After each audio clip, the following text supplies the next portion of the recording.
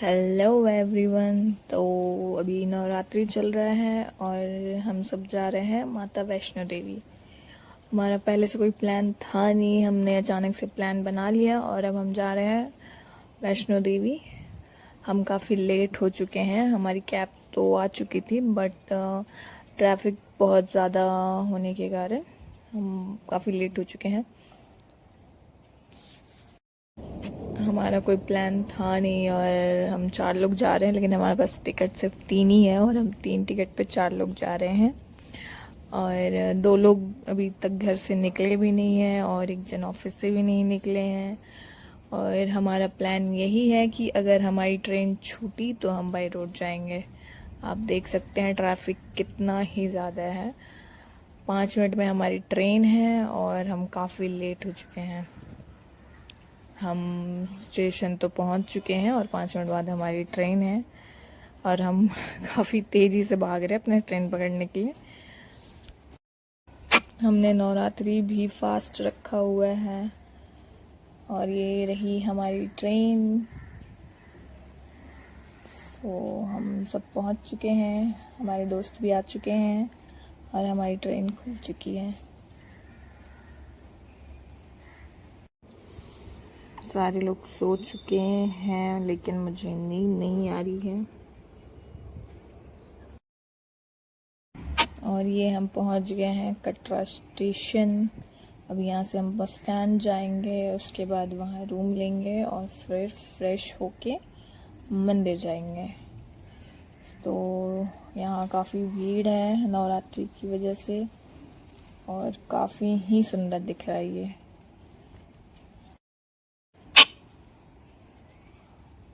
अब हम यहाँ से जाएंगे होटल।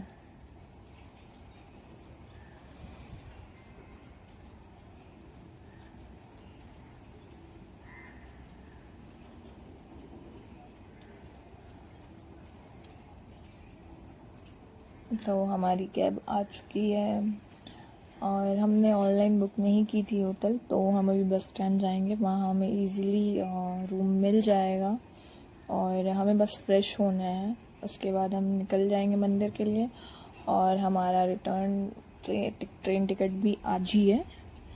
तो हमें आज ही जल्दी जल्दी चढ़ाई करनी है, फिर पूजा करके वापस भी आना है।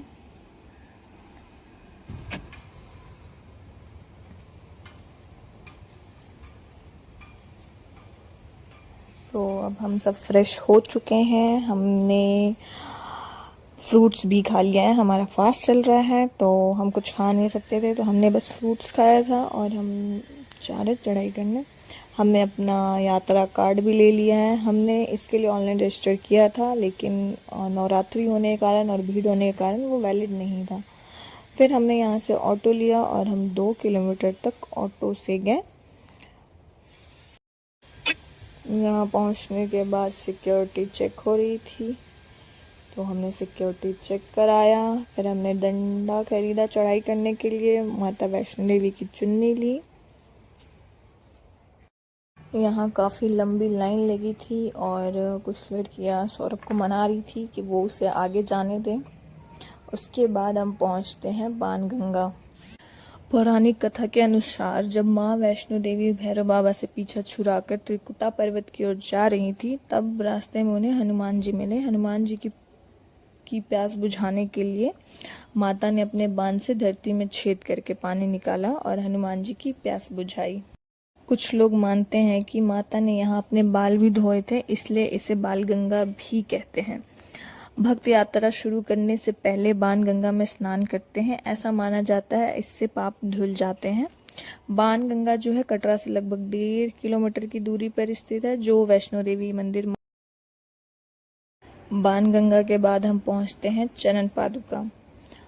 माता वैष्णो देवी की यात्रा के रास्ते में कटरा के त्रिकुटा पर्वत में चरण पादुका मंदिर स्थित है, जो लगभग 5300 फीट की ऊंचाई पर है। कहा जाता है कि माता वैष्णो ने यहाँ कुछ समय के लिए विश्राम किया था और यहीं पर माता के चरणों के निशान बने थे।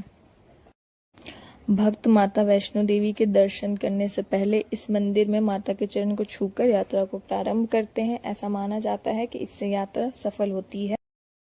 हमने चढ़ाई स्टार्ट की और रास्ते में हमें काफ़ी बंदर मिले, काफ़ी ज़्यादा, बहुत ही बंदर थे।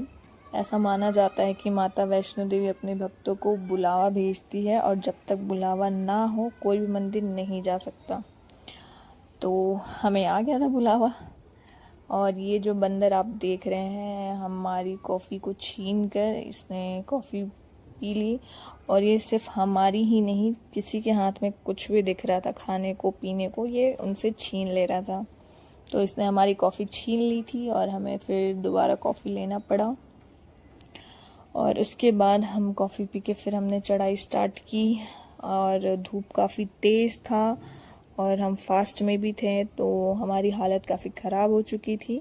लेकिन हमने तय किया था कि हम पैदल ही मंदिर तक जाएंगे। और फिर हम जब कुछ आगे पहुँचे और हमें मंदिर दिखना स्टार्ट हुआ तो हमें थोड़ी सी सुकून मिलना स्टार्ट हो गया था। फास्टिंग करने वालों के लिए वहाँ बॉइल्ड आलू और सेंधा नमक डालकर भी खाना मिल रहा था, लेकिन हमने सिर्फ फ्रूट्स पे ही फास्ट रखा था, तो हमने कुछ भी नहीं खाया। हम आगे बढ़े, फिर हमें मंदिर दिखाई देने लगा और फिर हमें काफ़ी अच्छा फील होने लगा। फिर हम आगे गए और फिर लॉकर में हमें फ़ोन रखना था, अपना फ़ोन शूज़ सब कुछ हमें लॉकर में रखना पड़ा। और लॉकर खाली ना होने के कारण हमें काफ़ी दूर तक लॉकर ढूंढने जाना पड़ा। उसके बाद जैसे ही हम मंदिर में गए और वहाँ की सजावट देखी, इतना सुंदर लग रहा था वो, इतना सुंदर लग रहा था ना कि आंखों को सुकून सा मिल गया था। और काफ़ी भीड़ थी वहाँ पे, आप लोग देख सकते हो कितना ही सुंदर सजा हुआ था। और हमारी हालत काफ़ी ख़राब हो चुकी थी 12-13 किलोमीटर धूप में पैदल चढ़ कर। फिर हम मंदिर पहुँचे, वहाँ हमने फिर स्नान किया और फिर हम मंदिर के लिए चले गए। और काफ़ी लंबी लाइन थी, हमें काफ़ी वक्त लग गया, लेकिन हम लाइन में लग के जैसे ही हमने पूजा करा और हमारी पूजा जैसे ही ख़त्म हुई वैसे ही आरती स्टार्ट हो गई। तो बाकी जो लोग लाइन में थे उन्हें फिर वेट करना पड़ा। मंदिर के अंदर फ़ोन अलाउड नहीं होता है, ये सभी को पता है। तो हमने ज़्यादा आगे तक वीडियो नहीं ले पाया हमने। हमारी रात को 11 बजे ट्रेन भी थी, हम काफ़ी लेट भी पहुँचे थे और हमें अभी भैरवनाथ की भी पूजा करनी थी। और जो रोपवे का टाइम था वो ख़त्म हो रहा था और हम लेट हो रहे थे। फिर भी हमने जल्दी जल्दी अपना पूजा किया और फिर हम भैरव बाबा के दर्शन के लिए निकल पड़े। जैसे ही हम वहाँ पहुँचे तो गेट बंद हो चुका था रोपवे के लिए। हमने रोपवे के लिए ऑनलाइन बुकिंग की हुई थी, ऑनलाइन पेमेंट किया हुआ था ऑनलाइन। तो इसकी वजह से थोड़ा सा रिक्वेस्ट करने पे वहाँ जो पुलिस वाले थे उन्होंने हमें जाने दिया। फिर हम 2 लोग वहाँ गए और फिर उनको रिक्वेस्ट करके फिर अपने 2 पुलिस वालों से रिक्वेस्ट करके अपने जो दोस्त थे उनको भी अंदर जाने दिया, क्योंकि हमारी ऑनलाइन बुकिंग थी तो इसलिए उन्होंने हमें जाने दिया। अगर ऑनलाइन नहीं होती तो शायद हम नहीं जा पाते। फिर हमने रोपवे से चढ़ाई करी और हम भैरवनाथ पहुंच गए। भैरवनाथ में पहुंचने के बाद हमने वहाँ पे मार्केट से सामान ख़रीदा और उसमें काला कपड़ा, तेल और प्रसाद ये सब उसमें दिया हुआ था। हमारे में चलने की हिम्मत तो थी नहीं, हम जैसे तैसे भैरवनाथ पहुँचे। और जैसे ही हम भैरवनाथ पहुँचे काफ़ी तेज़ बारिश स्टार्ट हो चुकी थी, तो और काफ़ी भीड़ थी। ये रहा भैरवनाथ मंदिर और हम अभी आपको दिखाएंगे यहाँ का व्यू। पहले हम जा रहे हैं अभी पूजा करने। ये लाइन लगी हुई है भैरवनाथ मंदिर में जाने के लिए, काफ़ी लंबी लाइन थी और बारिश की वजह से काफ़ी गैदरिंग भी हो गया था, आप देख सकते हैं। और ये है वहाँ का व्यू। ये बारिश थोड़ी थोड़ी सी हो रही थी, बारिश छूट चुकी थी लेकिन फिर भी हल्की हल्की बारिश हो रही थी और बारिश के बाद का ये नज़ारा था।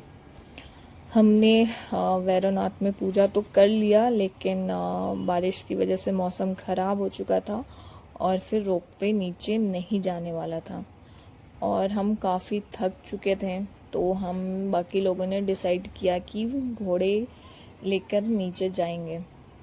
हमने काफ़ी देर तक रोपवे के पास वेट किया बट उन्होंने कह दिया कि वेदर अच्छा ना होने के कारण रोपवे नीचे नहीं जाएगा और फिर मुझे घोड़ों से बहुत डर लगता था तो मैंने मना कर दिया। मैंने बोला कि मैं पैदल ही जाऊंगी और हमने 4 लोगों के लिए घोड़ों की बात की थी, तो हम 2 लोग नहीं जा रहे थे, तो फिर उन्होंने कहा कि 4 लोग को ही लेके जाएंगे, 2 लोगों को लेकर नहीं जाएंगे।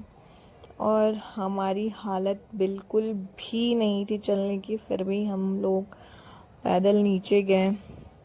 फिर जैसे ही हम लोग नीचे गए फिर हमें घोड़े दिखे 2, तो फिर हमने अपने 2 दोस्तों को घोड़े से भेज दिया नीचे और मैं और सौरभ हम लोग पैदल नीचे जा रहे थे और सौरभ भी घोड़े से जाने वाले थे लेकिन मेरी वजह से उन्होंने भी पैदल जाने का फैसला लिया। फिर हम लोग रूम पहुँचे, अब ट्रॉली पैक करी, अपने सामान पैक करा, कुछ खाया और उसके बाद हम लोग पहुँच गए स्टेशन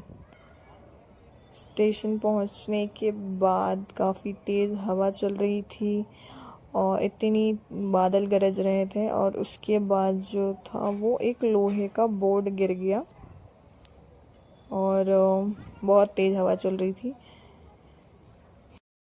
और ट्रेन में टिकट भी हमारे पास सिर्फ 3 ही थे और हमें काफ़ी टेंशन थी कि हम कैसे जाएंगे घर, क्योंकि हम इतना थक चुके थे कि हम एक साथ 2 लोग नहीं एडजस्ट करना चाह रहे थे बट हमारे पास कोई ऑप्शन नहीं था, तो हमें एक सीट पे 2 लोग एडजस्ट करके आना पड़ा।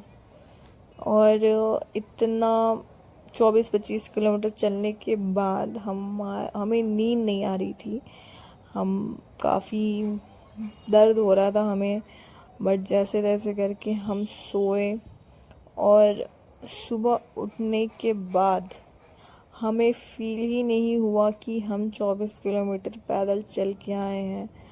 हमारा पैर दर्द ठीक हो चुका था, हम पूरा नॉर्मल हो चुके थे और हमें काफ़ी अच्छा फील हो रहा था। ये रहा स्टेशन। यहाँ हमने अपना बैग स्कैन करवाया और फिर हम अंदर गए। हमारा सैटरडे संडे ऑफ होता है जिसकी वजह से हम सैटरडे संडे ही जाना प्रेफर करते हैं, कहीं भी जाना। और हमने सोचा था कि हम अपना फास्ट वहीं तोड़ेंगे बट हमें घर भी जाना था क्योंकि हमने घर पे भी कलश रखा हुआ था। और फिर सुबह हुई और हम लोग दिल्ली पहुंच गए। आई होप कि आपको हमारा ये वीडियो अच्छा लगा हो और माता रानी हमें दोबारा बुलाए। जय माता दी।